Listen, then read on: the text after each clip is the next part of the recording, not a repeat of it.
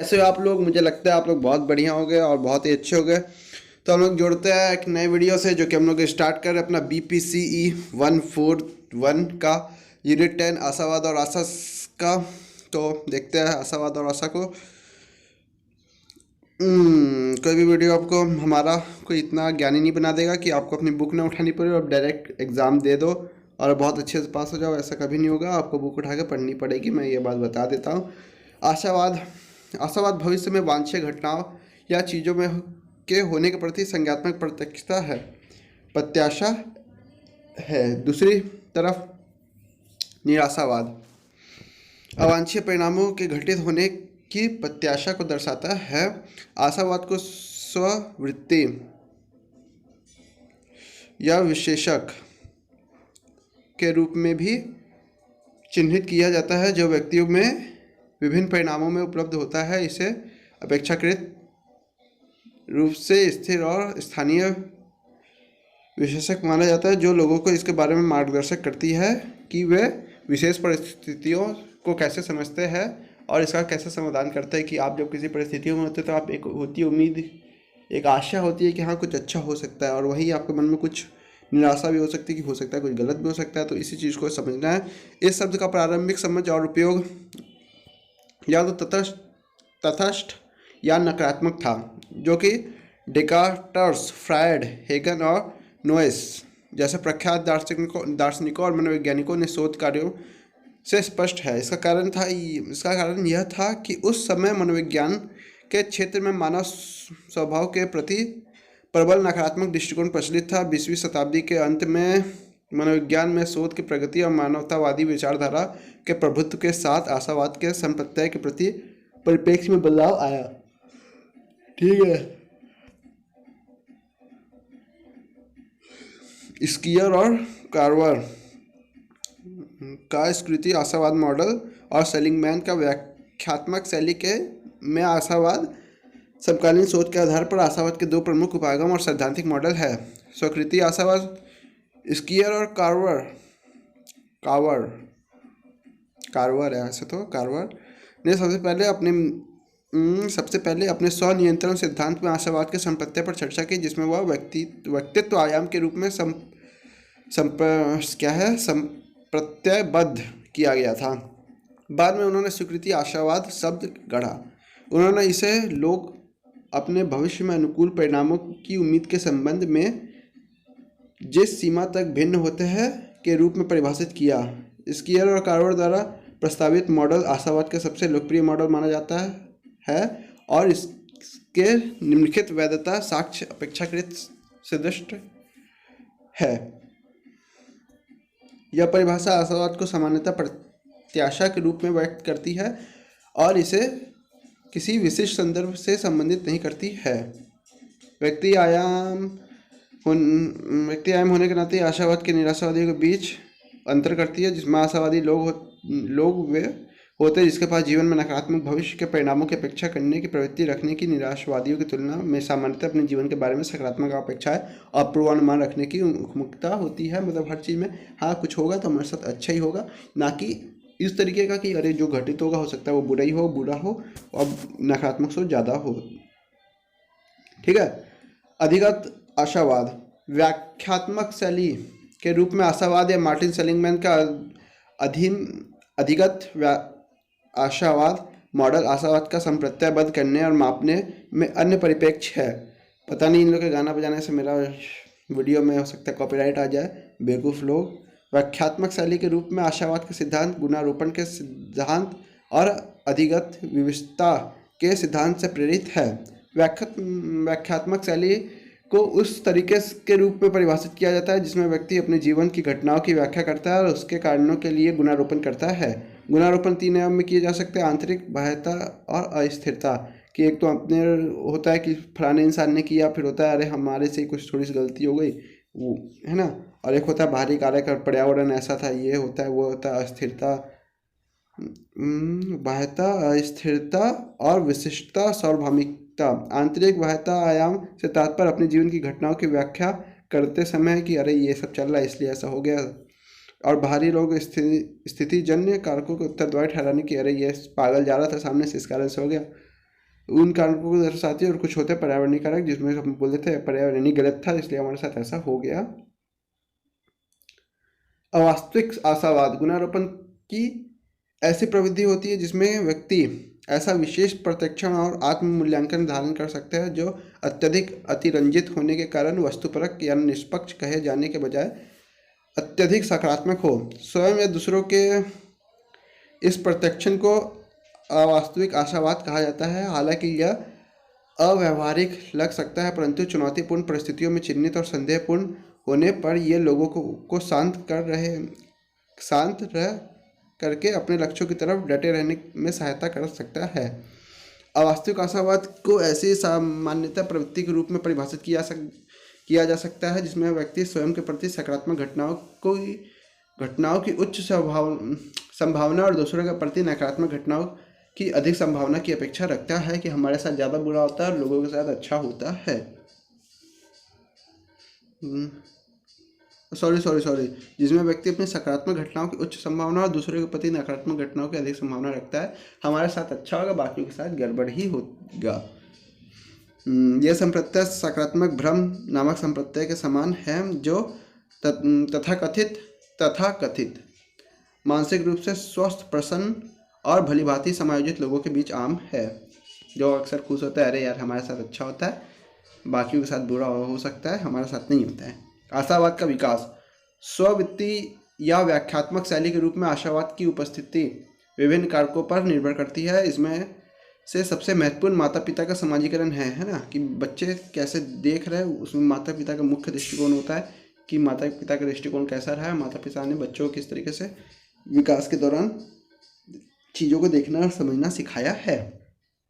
भूमिका मॉडलिंग और आशावादी व्यवहारों के सुदृष्टिकरण के माध्यम से माता पिता आशावाद के विकास में बेहद महत्वपूर्ण भूमिका निभाते हैं। माता पिता अपने मानसिक स्वास्थ्य से निर्धारित कारक, और यह दर्शाया गया कि आशावाद लोगों के उन परिवारों से संबंधित होने की संभावना अधिक होती है जिनमें माता पिता में कोई भी अवसाद से पीड़ित नहीं होता। आशावाद लोगों की ज़्यादा संभावना उन परिवारों से संबंध रखने की होती है जहाँ माता पिता आशावादी व्याख्यात्मक शैली का उपयोग करते हैं और इस मामले में अच्छे रोल मॉडल होते हैं। अच्छी चीज़ें कि हाँ भगवान हमारे साथ अच्छा करता है। आशावाद के लाभ हमेशा नकारात्मक क्षेत्र में भी आशावाद आपको एक पॉजिटिव रोशनी की तरह दिखेगा, अंधेरे में भी एक उजाले की तरह। मानसिक स्वास्थ्य, स्वस्थ मनोवैज्ञानिक कार्यप्रणाली, निष्पादन से लेकर उम्र बढ़ने के प्रभाव आदि तक आशावाद के लोगों के लिए विभिन्न उपयोगी परिणाम है। हॉल और हलार्ड कीच द्वारा ये चीज़ें बताई गई है। इन सकारात्मक परिणामों के कारण पिछले 2 दशकों से आशावाद के विषय में शोधकर्ताओं के बीच काफ़ी लोकप्रियता हासिल की है। शोध दर्शाता है कि वांछित लक्ष्यों को प्राप्त करने की अपनी क्षमताएं, अपनी व्यक्तिगत विशेषताओं के बारे में सकारात्मक संप्रत्यय और अपने भविष्य के बारे में सकारात्मक धारणाएं रखने वाले लोग निराशावादी या संदेहपूर्ण लोगों की तुलना में बेहतर निष्पादन करते हैं। आशावाद और शैक्षणिक निष्पादन। छात्रों के शैक्षणिक निष्पादन के साथ आशावाद का संबंध समझने के लिए विभिन्न अध्ययन किए गए। ब्राउन और मार्शल द्वारा प्रयोग के परिवेश में स्नातक छात्रों के बीच कार्य निष्पादन पर अपेक्षाओं के प्रभाव का अध्ययन किया गया। उन्होंने पाया कि कठिन कार्य परिस्थिति में कार्य निष्पादन के लिए उच्च और मध्य उच्च अपेक्षाओं वाले छात्रों ने कम अपेक्षाओं वाले लोगों की तुलना में शैक्षणिक रूप से बेहतर निष्पादन किया। वह जिनमें आशा होती है वो कुछ बढ़ चढ़ के थोड़ा सा अच्छा उनका रहा। आशावाद शारीरिक स्वास्थ्य और कल्याण अच्छा रहता है। अगर ये विश्वास है कि भगवान हमारे साथ है तो हम जल्दी से जल्दी बीमारी से ठीक हो सकते हैं, स्वस्थ रहता है, कल्याण हमारा अच्छा होता है, हम खुशी रहेंगे, ना कि हम नकारात्मक सोच को बढ़ावा देंगे। आशावाद और मनोवैज्ञानिक कल्याण, वह मानसिक रूप से स्थिर रहेंगे, सोचेंगे प्रभु हमारे साथ है, कोई भी चीज़ हमारे साथ बुरा नहीं हो सकता है, यह चीज़ अच्छा ही है। हर चीज़ में अच्छी जो छोटी से छोटी पॉइंट्स रहेंगे उसके ऊपर ज़्यादा गौर करेंगे और नकारात्मक चीज़ पर ध्यान कम केंद्रित करेंगे। तो हमें क्या होगा, किसी भी तरीके का दोष नहीं होगा, गुणारोपण नहीं होगा, हम किसी भी तरीके के उसमें नहीं फंसेंगे, किसी भी क्रोध में, आक्रामक में, या किसी भी तरीके की समस्या और तनाव हमें नहीं होगा। ठीक है। आशा एक अंतर विषयी संप्रत्यय है जिसका अध्ययन नवंश विज्ञान होना चाहिए, वैसे नव विज्ञान लिखा है। नवंश विज्ञान समाजशास्त्र, मनोविज्ञान, दर्शन शास्त्र, नर्सिंग, चिकित्सा और धर्मशास्त्र जैसे विभिन्न विषयों के तहत किया जाता है। दर्शन शास्त्र में इसका अध्ययन आध्यात्मिक गुण के रूप में किया जाता है। नर्सिंग साहित्य में आशा, उत्तरजीविका और समायोजन के संबंधित है। मनोविज्ञान आशा को दक्ष प्राप्ति के रूप में संप्रत्ययबद्ध करता है। स्टैट्स के अनुसार आशा इच्छाओं और अपेक्षाओं के बीच परस्पर क्रिया है। स्कॉटलैंड ने आशा के विकास की अपेक्षाओं और संज्ञात्मक मनोबंध के कार्य का अन्वेषण किया, जिसे उन्होंने महत्वपूर्ण लक्ष्यों को साकार करने की उच्च समझी जाने वाली संभावना के समूह के रूप में परिभाषित किया। गॉट्सचॉक के अनुसार आशा विशेष अनुकूलन परिणामों के बारे में सकारात्मक अपेक्षाएं रखती है और यह मनोवैज्ञानिक चुनौतियों से उबरने के लिए व्यक्ति को प्रेरित करती है। ठीक है, सकारात्मक मनोविज्ञान के परिप्रेक्ष्य से आशा में आशावाद जैसी सकारात्मक भावनाएं शामिल है, लेकिन यह ऐसी संज्ञात्मक प्रेरक अवस्था है जिसमें स्वयं और अपने कार्यों के बारे में वांछित परिणाम की प्राप्ति को आकार देने वाली व्यक्ति की धारणाएं शामिल होती है। बहुत सारी कहानियां हैं लंबी लंबी।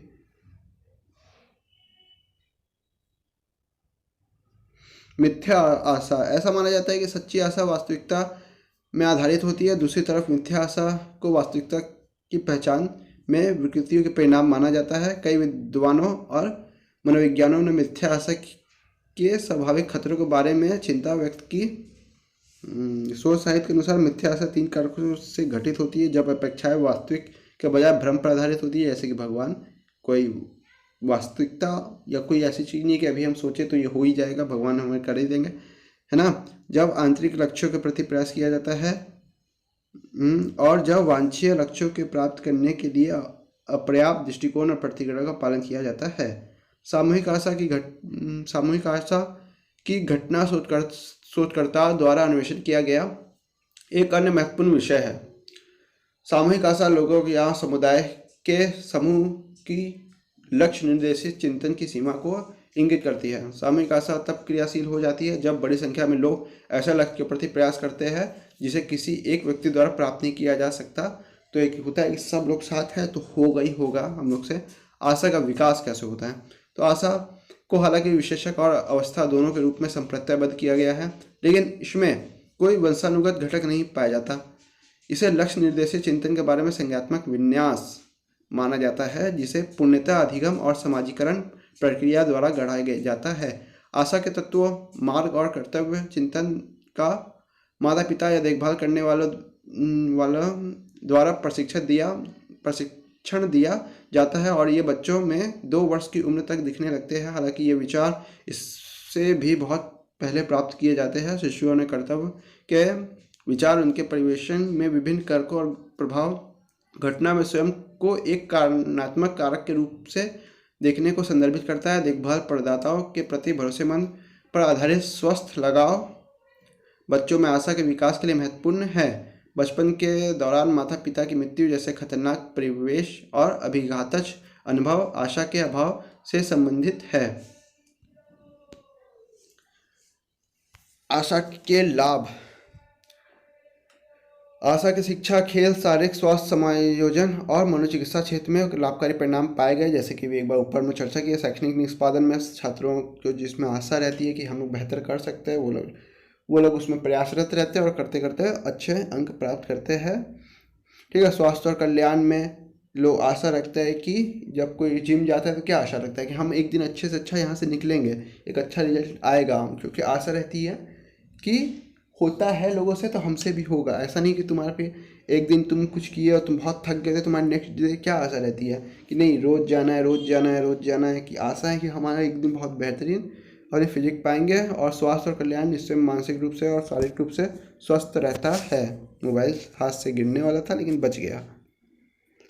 ठीक है, विभिन्न शोध अध्ययनों से आशा मनोवैज्ञानिक कार्यप्रणालियों के बीच संबंध भी प्रकट हुआ। आशा के उच्च विद्यालयों के छात्रों में बेहतर मानसिक स्वास्थ्य, स्नातक स्तर में अवसाद स्तर में कमी और विधि स्कूलों में छात्रों में बेहतर जीवन संतुष्टि अंक से संबंधित है। कैंसर रोगियों में भी उच्च आशा उनमें कब मनोवैज्ञानिक संकट से संबंधित थी, है ना। मुकाबला और समायोजन, बड़ी संख्या में अध्ययनों के तनाव से निपटने में आशा के प्रभाव का अन्वेषण किया। स्नाइडर ने समस्याओं को निपटने की क्षमता को स्वीकृति, आशा और सकारात्मक प्रभाव दिखाया कि हाँ, हम लोगों ने बहुत छोटी छोटी प्रॉब्लम से निपटा है, ये थोड़ी बड़ी है तो क्या हुआ, हमारे में है उम्मीद की हमसे होगा, एक आशा हम अपने मन में रखते हैं, तो लोग मुकाबला और समायोजन कर लेते हैं। शोध निष्कर्षों के आधार पर स्नाइडरो और पुलवर्स ने कहा कि निम्न आशा वाले व्यक्तियों में नियमित आधार पर स्वस्थ और उत्पादक समायोजी रणनीतियों का उपयोग करने वाले उच्च आशा रखने वाले व्यक्तियों की तुलना में भविष्य के बारे में सुखद दृष्टिकोण रखने की आशंका अधिक होती है। यह जानना दिलचस्प है कि क्या उनके द्वारा उपयोग की जाने वाली समायोजन रणनीतियों के प्रकार के संदर्भ में उच्च आशावादियों और निम्न आशावादियों के बीच कोई अंतर है। उन्होंने पाया कि आशा उच्च अंक प्राप्त करने वाले लोगों समस्या समाधान, सकारात्मक संज्ञात्मक पुनर्संरचना और परिवार मित्र में सहयोगी जैसी समायोजन रणनीतियों का उपयोग करते थे। इन लोगों ने उच्च स्तर की प्रसन्नता और स्वास्थ्य के प्रति सकारात्मक धारणा का प्रदर्शन किया। तो 16 और 17 मिनट में हम लोग का ये कहानी खत्म हो गई। किसी भी तरह की कोई डाउट और प्रॉब्लम हो, आशावाद से हो सकता है क्वेश्चन आएगा हमें लगता है, तो आशावाद को थोड़ा अच्छे से तैयार करना। हो सकता है एक शॉर्ट में एक क्वेश्चन में जिसमें 2 पार्ट्स होते हैं 5-5 नंबर के, वैसे करके एक आ जाए जिसमें एक आशावाद के ऊपर कुछ पूछा जाए, तो तैयार ऐसे से करना, अच्छे से करना। आशावाद छोटा टॉपिक है, इम्पॉर्टेंट टॉपिक के अंतर्गत आता है, कोई भी पूछ सकता है। इन केस कभी आप मास्टर्स के लिए जाओ तो आशावाद क्या है, आशा को आप कैसे डिफाइन करते हो, तो इन सब के लिए छोटी छोटी चीज़ों को ध्यान रखना। और किसी भी तरह कोई डाउट और प्रॉब्लम या कोई क्वेरी हो या कोई सुझाव देना हो, कोई वीडियो का पार्ट अच्छा लगा हो, खराब लगा हो, तो कमेंट बॉक्स आपका है, कमेंट जरूर किया करो। कमेंट जाते आते या वीडियो के बीच में कोई भी पल ऐसा लगे कि यहाँ कमेंट करना चाहिए, वहाँ कमेंट जरूर किया करो। और अपने किसी भी तरीके के डाउट और प्रॉब्लम या कोई पर्सनल क्वेरी करना हो तो आप डिस्क्रिप्शन बॉक्स में दिए हुए किसी भी लिंक पर मुझे डायरेक्टली मैसेज कर सकते हैं। So thank you for watching. मिलते हैं हम लोग एक नेक्स्ट लेवल के नेक्स्ट वीडियो में। Tata bye bye. जाते जाते वीडियो को लाइक और चैनल को सब्सक्राइब कर देना। Thank you for watching guys. दुआ सलाम, सत श्री अकाल। मिलते हैं हम लोग एक नेक्स्ट लेवल के नेक्स्ट वीडियो में। बाय।